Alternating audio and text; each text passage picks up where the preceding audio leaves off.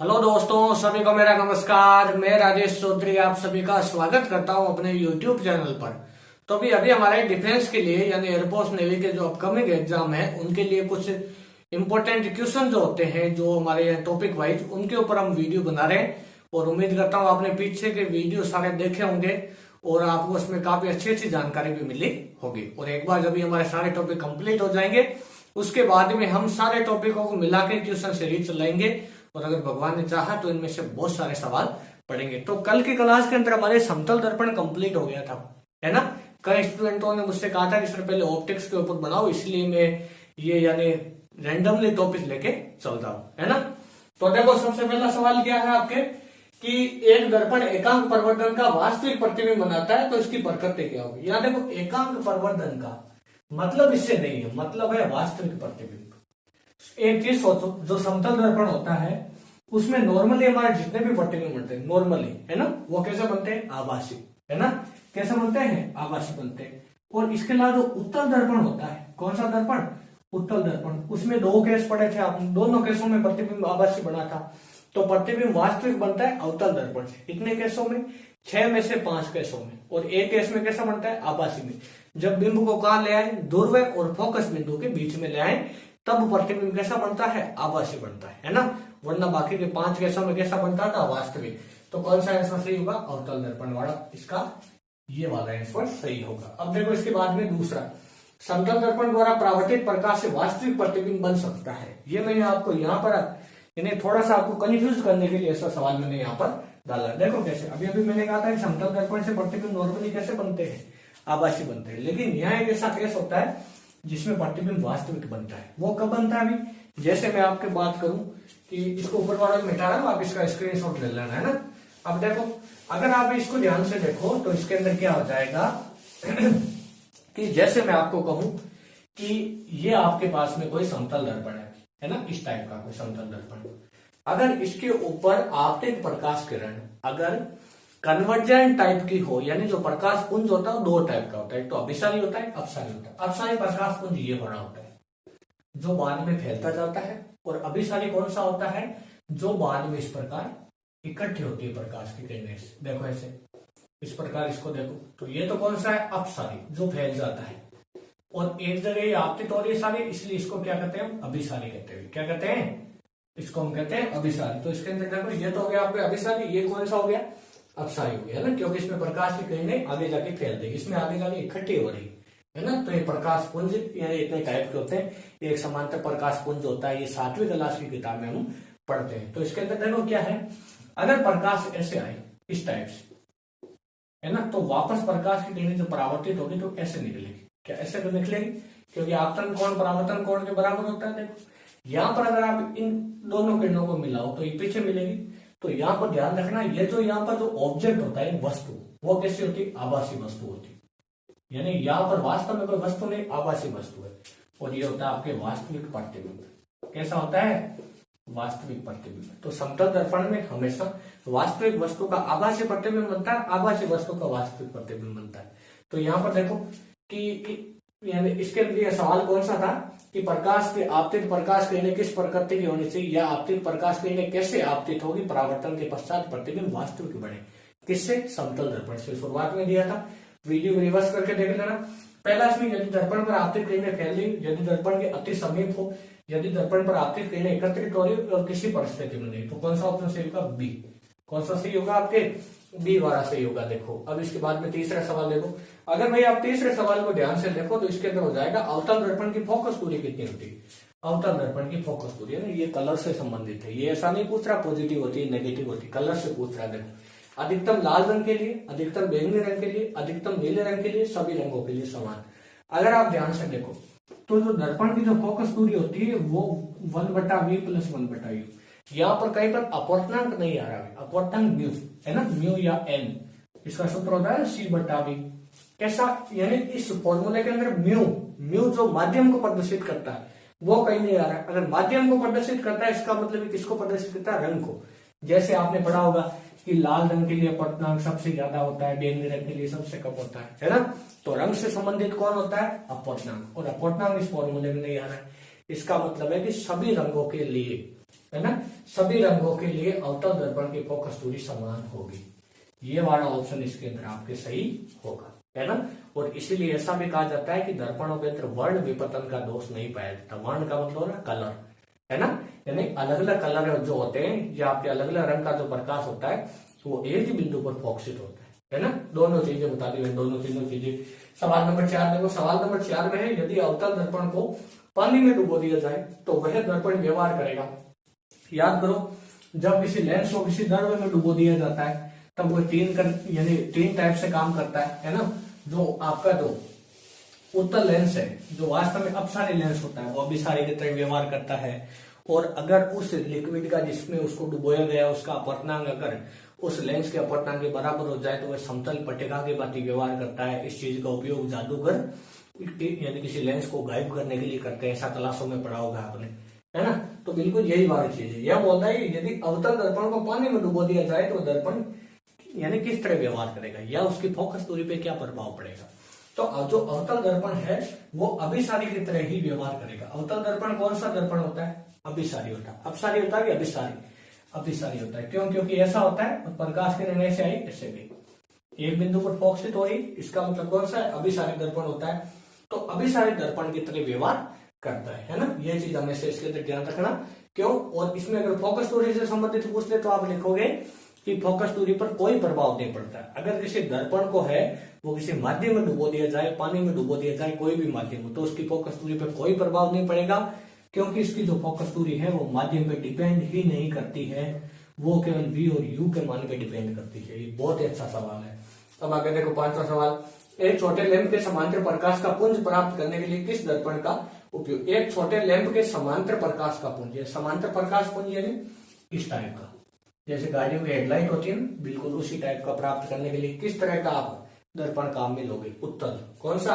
उत्तल दर्पण काम में लोगे। सॉरी है ना, अवतल दर्पण है ना, ये वाला दर्पण काम में लोगे, अवतल दर्पण। अब इसके आगे देखो सवाल नंबर 6। सवाल नंबर 6 देखोगे तो सवाल नंबर 6 के अंदर है कि 15 सेंटीमीटर फोकस दूरी वाले यानी अवतल दर्पण के सामने 5 सेंटीमीटर दूरी पर एक वस्तु रखी है, तो प्रतिबिंब की प्रकृति क्या होगी? तो इसमें प्रतिबिंब की प्रकृति बतानी।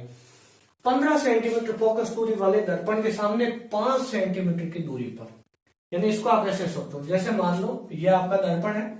कौन सा दर्पण है? अवतल, है ना। कौन सा? अवतल दर्पण। अवतल दर्पण है 15 सेंटीमीटर मान लो फोकस दूरी यहाँ पर है, तो ये वस्तु कहाँ रखी है? देखो 5 सेंटीमीटर पर, यानी इसके उसके बीच में, तो प्रतिबिंब कहाँ बनेगा? पीछे बनता है यहाँ पर, है ना। तो प्रतिबिंब कैसा बना? आभासी। तो आभासी वाला, तो ये भी गलत, वास्तविक वाला ये भी गलत। याद करो मैंने कहा था अवतल दर्पण में 6 केस ऐसे होते हैं और 6 केस के अंदर 5 में तो वास्तविक बनता है, 1 में आभासी बनता है, एक वही है आभासी वाला ही, है ना। तो इसके अंदर अगर आप ध्यान से देखो तो वास्तविक वाला दोनों गलत हो जाते हैं। अब ये जो पीछे जो प्रतिबिंब बनता है हमेशा बड़ा बनता है, यानी आवर्धित। तो कौन सा वास्तविक? आभासी और आवर्धित। आवर्धन आप निकाल के देख सकते हो, m बराबर माइनस का v बटा u, तो m बराबर माइनस v, v यहाँ पर हमें निकालना पड़ेगा, u भी हम यहाँ से निकाल लेंगे, लेकिन इतना हमारे पास में टाइम नहीं होता है, तो हमें यहाँ पर अंदाजा लगाना। फिर भी अगर आप भूल जाओ तो कैलकुलेशन करके देख लेना, है ना, आपको ऐसा कुछ मिलेगा, है ना। अब देखो अगला सवाल, इसमें भी मैं आपको इसके कुछ केस बता दूंगा जिससे आपको काफी आसानी होगी इसको याद रखने में ना। देखो अभी थोड़ी डिटेल से चर्चा करेंगे इसके बारे में। देखो अब आपके सवाल नंबर 7 आता है। सवाल नंबर 7 में यदि किसी अवतल दर्पण के वक्रता केंद्र पर कोई वस्तु रखी जाती है तो उसके प्रतिबिंब किस तरह? याद करो, जब वस्तु सी पर रखी हो तो प्रतिबिंब भी सी पर बनता है, वस्तु के बराबर आकार का बनता है, उल्टा बनता है और वास्तविक बनता है। तो कौन सा हुआ?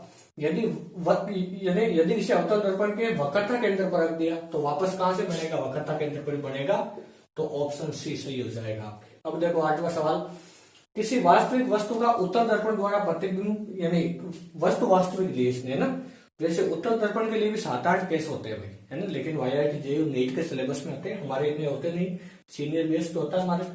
तो देखो किसी वास्तविक वस्तु का उत्तल दर्पण द्वारा बना प्रतिबिंब वस्तु की अपेक्षा बड़ा होता है जब u छोटा हो 2f से, जब u बड़ा हो 2f से, u के सभी मानों के लिए, u के किसी भी मान के लिए नहीं। यानी कभी भी उत्तल दर्पण के अंदर, याद करो उत्तल दर्पण के अंदर जो दोनों केस थे, दोनों केसों में प्रतिबिंब ऐसा बना था, ऐसा बना और ऐसा, और वस्तु से हमेशा छोटा बनता है। इसका मतलब u के किसी भी मान के लिए नहीं। यानी यू का ऐसा कोई मान नहीं होगा जिसके लिए वास्तविक वस्तु का उत्तल दर्पण द्वारा प्रतिबिंब वस्तु की तुलना में बड़ा हो, है ना। तो कौन सा ऑप्शन है, यू के किसी भी मान के लिए नहीं। अब देखो सवाल नंबर 9, निम्न में से सही दर्पण सूत्र है। इसमें देखो 1/1/v माइनस 1/u, ये तो लेंस सूत्र है। 1/v बराबर 1/f प्लस 1/u, यह चिन्ह की गड़बड़ हो सकती। तो हमने जो पढ़ा है वो 1/f बराबर 1/v प्लस 1/u, क्या यही आपके दर्पण सूत्र होता है। तो यहां से देखो यू को इधर भेजोगे तो माइनस का, तो 1/v बराबर 1/f माइनस 1/u, तो ये वाला ऑप्शन आपका सही हो जाएगा, बाकी तीनों गलत है ना। अब देखो इसके बाद में, इससे भी अगला सवाल देखने से पहले मैं आपको एक छोटी सी ट्रिक बता देता हूँ। अभी तो हमने देखा था ये वक्रता केंद्र वाला टॉपिक, कि जब भी वक्रता केंद्र पर रखा हो तो प्रतिबिंब कहाँ बनेगा, है ना। इसके बारे में थोड़ा सा बताता हूँ, ज्यादा समय नहीं लूंगा। देखो ये आपका जैसे कोई अवतल दर्पण है और इसके सामने ये आपका इनफाइनाइट, ये सी, ये आपका एफ, सी को 2f भी कहते हैं, ये ना ध्यान रखना, और ये आपका पी ध्रुव है। वस्तु को यहाँ रख सकते हैं अनंत पर, अनंत और सी के बीच में रख सकते हैं, और इसके अलावा सी पर रख सकते हैं, सी और एफ के बीच में रख सकते हैं, एफ पर रख सकते हैं, और पी और एफ के बीच में रख सकते हैं। इस प्रकार इनको नंबर दे दो। नंबर देने के बाद में एक नंबर एफ से शुरू करो, 1 2 3 4 5 और ये हो जाएगा 6, इस टाइप से। ये दोनों जो है वो ये दोनों बनेंगे छोटे, ये बीच वाला बनेगा बराबर, ये दोनों वापस बनेंगे बड़े। कैसे बनेंगे, बड़े। सारे के सारे प्रतिबिंब भी वास्तविक होंगे, क्योंकि दर्पण के सामने बंद है वास्तविक। और कैसे होंगे, उल्टे। याद रखना, वास्तविक प्रतिबिंब यानी नॉर्मल सभी केसों के अंदर उल्टा होता है। और इसके अंदर देखो, इसमें पीछे बनेगा आभासी, आभासी प्रतिबिंब सीधे होते हैं तो सीधा और बड़ा बनेगा। इस केस का उपयोग दंत चिकित्सा करते हैं, आपके दांतों में कीड़े वगैरह देखने के लिए ना, डेंटिस्ट होते हैं वो। ये सीधा भी याद रखना। अब इसमें गौर से देखो तो 5 प्रतिबिंब वास्तविक बनते, ये सारे उल्टे। इसको याद कर लेना, कोई गड़बड़ नहीं होगी। 100% ऐसा सवाल आपके सही होगा। अब देख लो एक बार उत्तल वाला हो, देख लो, ज्यादा टाइम नहीं लेंगे, बिल्कुल एकदम शॉर्ट में हम ये सारा देखेंगे, क्योंकि हो सकता है आपने ये सारा कुछ कोचिंगों के अंदर पढ़ रखा हो। अगर नहीं पढ़ रखा है तो ये वीडियो में देख लेना। देखो यहाँ पर अनंत, यहाँ पर पी, क्यों, क्योंकि इसका एफ और सी इधर होता है, तो इधर तो वस्तु को रख ही नहीं सकते भाई। आप दर्पण के पीछे जाके खड़े हो जाओगे तो आपको अपना चेहरा दिखेगा। दर्पण में सामने से तो अपना चेहरा दिखता है, पीछे से थोड़ी दिखता है। तो वस्तु को पीछे रखने का तो कोई मतलब ही नहीं, वस्तु को यहाँ रखेंगे। दो ही कंडीशन हो सकती है, तो अनंत वाली, एक अनंत और पी के बीच। तो वापस 1 नंबर और 2 नंबर। 1 नंबर हमेशा एफ से देना शुरू करो। दोनों ही प्रतिबिंब कैसे बनेगी, दर्पण के पीछे बन जाएगा आभासी। आभासी प्रतिबिंब कैसे होते हैं, सीधे और छोटे बनेंगे, दोनों के दोनों छोटे बने। देखो ये आपके केस कंप्लीट। अब अगला सवाल देखो। अब सवाल नंबर 10 देखो, तो सवाल नंबर 10 में जो रखा है कि बीकर में भरे पानी में एक सिक्का ऊपर उठा हुआ दिखाई देता है, ये परिघटना किस गुण पर आधारित है, प्रकाश के परावर्तन पर, अपवर्तन पर, पूर्ण आंतरिक परावर्तन पर, प्रकाश के व्यतिकरण पर। अगर आप याद करो तो ऐसा बीकर होता है, ये यहाँ पे सिक्का वास्तव में रखा है। सिक्के से चलने वाली प्रकाश की किरणें ऐसे जाती, जब वो पानी से हवा में जाती है तो सघन से विलंब में जाती, तो अविलंब से दूर हट जाती है ना। ऐसे जाने से ही अविलंब से दूर हट के यहाँ पर किसी व्यक्ति की आंख है तो सिक्का यहाँ दिखाई देता है ना। तो यहाँ पर एक माध्यम से दूसरे माध्यम प्रकाश की किरण जाती है, क्या होता है, प्रकाश का अपवर्तन। तो कौन सा ऑप्शन सही, बी सही होगा आपके, प्रकाश के अपवर्तन पर, है ना। अब देखो अगला सवाल। अगर आप इस सवाल नंबर 11 देखो, तो सवाल नंबर 11 के अंदर क्या लिखा है इसने कि एक 20 सेंटीमीटर फोकस दूरी के अवतल दर्पण के सामने 30 सेंटीमीटर की दूरी पर एक बिंब रखा है तो प्रतिबिंब बनेगा। तो इसको याद रखने के लिए हमेशा ये वाला सूत्र याद रखो, किसके लिए, दर्पण के लिए, है ना। कोई भी दर्पण हो, उत्तल हो अवतल हो, ये वाला फॉर्मूला याद रखो, v बराबर uf बटे u माइनस f सीधा। वैसे इसका मेन फॉर्मूला क्या था, 1/f बराबर 1/u प्लस 1/v, है ना। और वहां पर हम क्या कर देंगे, इसको 1/u को इधर भेज देंगे, तो 1/v बराबर 1/f माइनस 1/u, यानी u माइनस f बटे uf। उल्टा करेंगे तो v बराबर uf बटे u माइनस f। यहाँ पर अब चिन्ह का ध्यान रखना है, कैसे, v बराबर, दर्पण के लिए नॉर्मली हमेशा u का मान माइनस आता है, नॉर्मल सभी केसों के अंदर जो हमारे लेवल के हैं। तो u का मान -30 रहेगा। फोकस दूरी अवतल दर्पण की माइनस में होती है, नेगेटिव, तो -20, -30 माइनस माइनस प्लस 20, तो कितना हो गया देखो, ये तो 600 और ये कितना बचा -10, तो माइनस के 60 सेंटीमीटर। तो कौन सा ऑप्शन सही, डी वाला सही हो जाएगा। अब देखो सवाल अगला, हवा में पीले प्रकाश की तरंग दैर्ध्य 600 नैनोमीटर है, तो पानी में पीले प्रकाश की तरंग दैर्ध्य बताओ, है ना। तो ये कैसे बताओगे आप, देखो तो माध्यम में तरंग दैर्ध्य का फॉर्मूला होता है लैम्बडा एम बराबर लैम्बडा अपॉन म्यू। क्या होता है लैम्बडा अपॉन म्यू। लैम्बडा क्या, निर्वात की या वायु की, वायु में कितनी 600 है ना, यहाँ पर 600 नैनोमीटर दे रखी है, तो 600 बटे पानी का अपवर्तनांक होता है 1.33 या 4/3। ये नॉर्मली जब क्वेश्चन आपके एग्जाम में आएगा तो आपको देगा, फिर भी आप इसको याद रख लेना, ये अच्छी बात होती है ना। 4/3, 3 ऊपर जाएगा तो कितना हो जाएगा ये 600 इंटू 3/4, तो ये कितना बार 150 बार कट गया 4 से, है ना, तो कितना है 450 नैनोमीटर, ये इसका आंसर आ गया। तो 450 नैनोमीटर का है, तो बी वाला ऑप्शन देखो सही हो जाएगा। अब देखो सवाल नंबर 13, हवा में अधिकतम चार्ज वाले प्रकाश का रंग होता है, यानी जिसकी चार्ज सबसे ज्यादा होती है ना। ये इसने क्या कहा अभी यहाँ पर, सबसे ज्यादा चार्ज होने का मतलब क्या है कि जो सबसे ज्यादा स्पीड से चलता है। तो सबसे ज्यादा स्पीड से कौन चलता है पानी के अंदर, कौन चलता है सबसे ज्यादा स्पीड से, सबसे ज्यादा स्पीड से चलता है आपका कौन, लाल रंग। कौन चलता है, लाल रंग। क्यों, क्योंकि इसमें विचलन सबसे कम होता है। विचलन देखो म्यू बराबर सी बट्टा वी, जितना ज्यादा अपवर्तनांक होगा वो उतना ज्यादा विचलित होगा, और जितना ज्यादा विचलित होगा उसका वेग उतना ही कम होगा। तो सबसे कम विचलित कौन होता है, लाल रंग, तो लाल रंग का वेग सबसे ज्यादा है ना, विचलन कम तो लाल रंग का यानी रंग का वेग सबसे ज्यादा। तो कौन सा ऑप्शन सही, लाल वाला सही हो जाएगा। अब देखो आगे सवाल नंबर 14। अब देखो सवाल नंबर 14, तो सवाल नंबर 14 में देखा कि अपवर्तनांक म्यू जी 1.5 वाले किसी कांच में प्रकाश की चाल 2 × 10⁸ और किसी दूसरे द्रव्य में प्रकाश वेग 2.6 × 10⁸ है, तो द्रव्य का अपवर्तनांक बताओ। तो भाई ये करने के लिए हमेशा आप एक फॉर्मूला याद रखना, μ2/μ1 बराबर v1/v2, है ना। μ2 याद करना है, दूसरा वाला अपवर्तनांक, तो μ2/μ1 की वैल्यू कितनी 1.5, ये 2 × 10⁸ बटे 2.6 × 10⁸, इससे ये तो कट गया। तो देखो μ2 बराबर क्या हो जाएगा 2 × 15/26, पॉइंट हटा दे इसका और इसका। देखो यहाँ पर इसको जब आप सोल्व करोगे तो इसकी अप्रोक्सीमेट वैल्यू आएगी 1.2। इसका मात्रा कोई विमा नहीं होती है, ये मात्रा विमाहीन होता है, लेकिन ये ताप पर और तरंग दैर्ध्य पर डिपेंड करता है। कौन, अपवर्तनांक, रिफ्रैक्टिव इंडेक्स। तो इसकी वैल्यू जब आप कैलकुलेशन करोगे तो लगभग 1.2 के आसपास, 1.1 कुछ आगे आएगा, है ना। इसको सोल्व करके आप देख लेना। अब देखो सवाल नंबर 15, एक किरण अपवर्तित होती है, निम्न में से कौन एक नहीं बदलता। याद करो परावर्तन के पश्चात क्या चीज चेंज नहीं होती, आवृत्ति चेंज नहीं होती, रंग चेंज नहीं होता है ना, आयाम चेंज नहीं होता है, आयाम चेंज होता है।